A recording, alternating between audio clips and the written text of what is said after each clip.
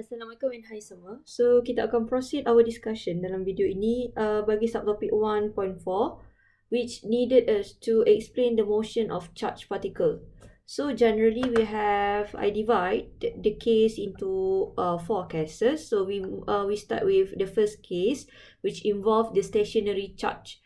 Okay, basically dekat sini, okay, you tengok kita ada positive stationary charge and then kita ada parallel plate. So parallel plate ni akan generate electric field upward. So the arrow ni adalah electric field. Okay, so bila you ada positive stationary charge, okay, so you letak stationary charge ni means initially dia adalah dia ada initial velocity 0. So kalau you letak positive charge, dia akan tend untuk attract to negative plate. Okay, so dalam kes ini kita tak consider dia punya weight. The weight is negligible. Okay, kita assume charge ini terlalu kecil. So first, the positive charge only experience electric force upward. So positive charge ni dia akan experience only electric force upward. So it will attract and accelerate towards the negative plate. Okay, so you nampak dekat sini electric force dia ke atas dan dia akan accelerate towards the negative plate also upward. So kita ada Fnet kita adalah sama dengan electric force sebab kita hanya ada electric force sahaja. Okay, dan summation of F juga since dia accelerate, so kita boleh samakan dengan MA. So we equalize electric force kita dengan MA. Okay, and then also you have to know that electric force kita adalah sama dengan QE, dia punya equation. Betul? Okay, then you equalize lah QE sama dengan MA, then you can calculate if the question asking for A, then you rearrange equation tu, then you akan dapat AU adalah sama dengan QE over M. Okay? Okay, sama juga dengan yang bawah ni. Kita ada stationary charge tapi this time is negative. So negative, dia punya tendency akan tend to attract to the positive plate. So electric force dia ke bawah, so acceleration dia juga ke bawah. Okay, so yang ni adalah electric field lah. Okay, sekali lagi kita tak akan consider dia punya weight. So apa akan terjadi? The negative charge will experience only electric force and it will attract and accelerate towards positive sebetulnya. Okay, positive plate. Okay, so it will attract and accelerate toward positive plate. So sama juga macam mana you nak calculate dia punya acceleration is exactly the same with the positive stationary charge. Okay. Okay. So moving on to the second case, which we have charge which is moving perpendicular to the field. So you ada electric field you sekarang adalah downward.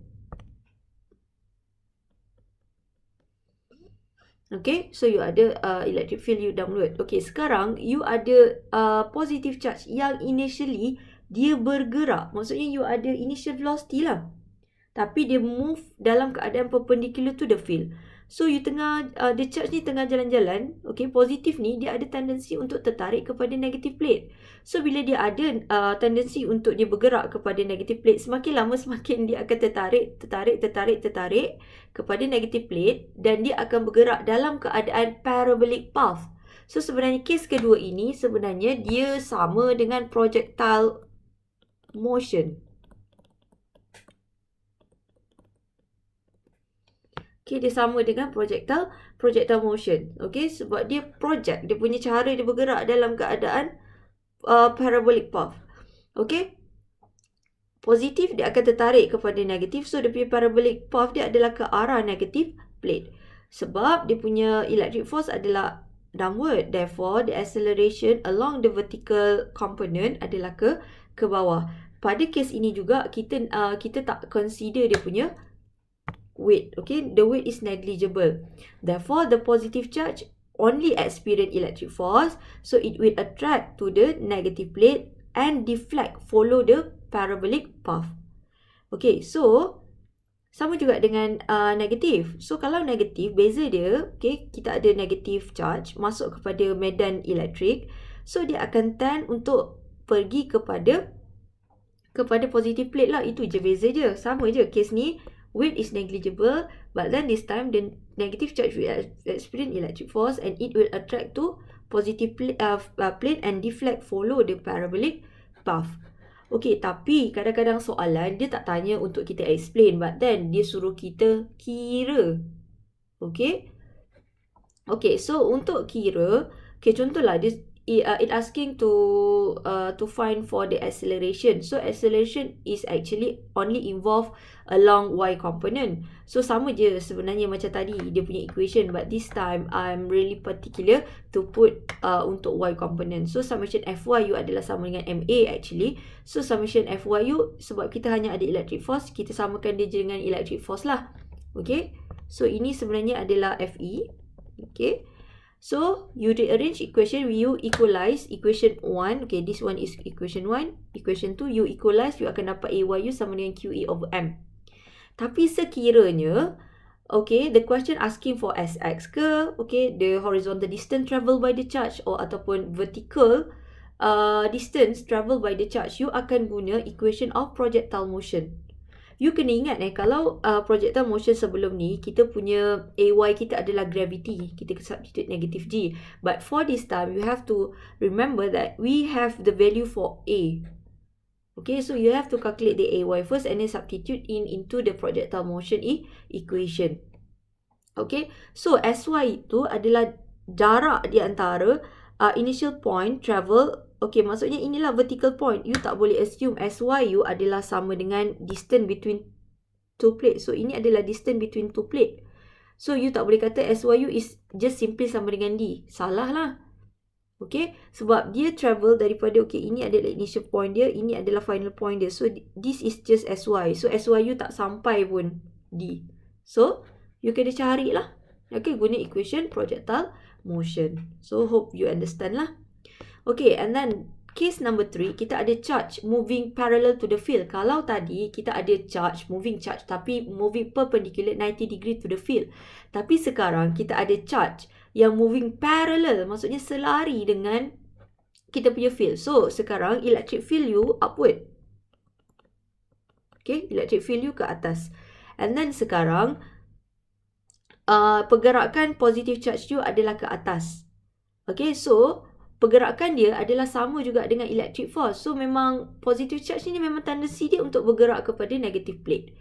Okay, untuk kes ini juga, kita, the weight is negligible. Kita tak consider weight. Okay, so the positive charge will also experience only the electric force, but it will accelerate toward the negative plate.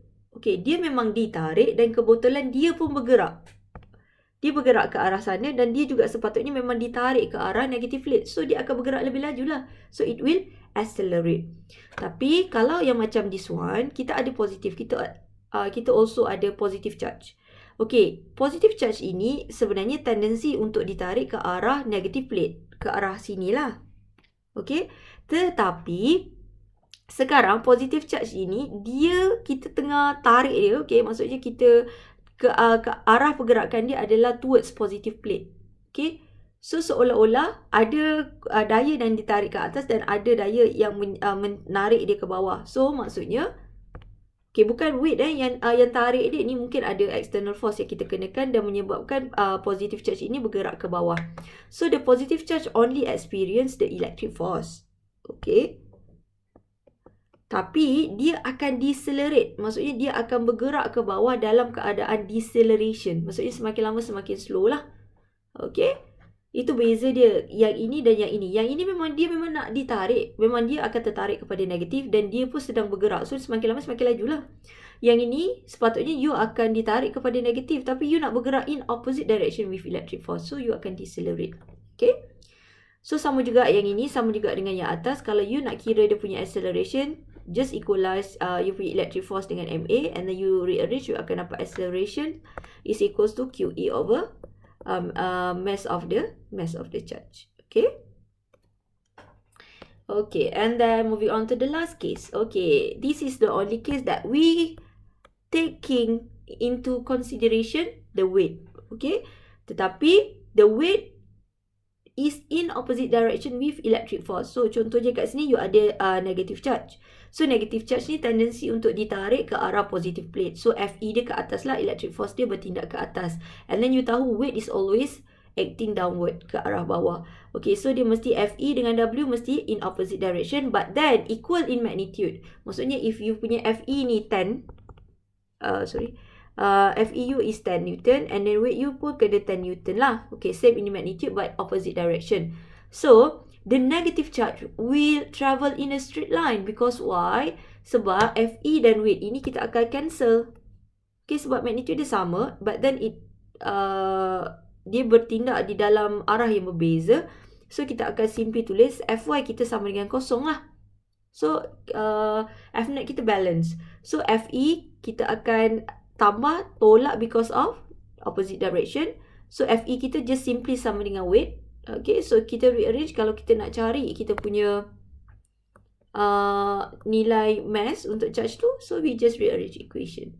Okay, cuma yang penting kat sini kita nak bagi tahu kalau Fe kita consider weight, and then kebetulan weight itu sama dia punya nilai dengan Fe but acting in opposite direction, the charge will travel in straight line. Dia tak akan deflect ke mana-mana. Dia tak ada tendensi untuk dia bergerak ke positive plate ataupun negative plate. Itu sahaja untuk subtopic 1.4.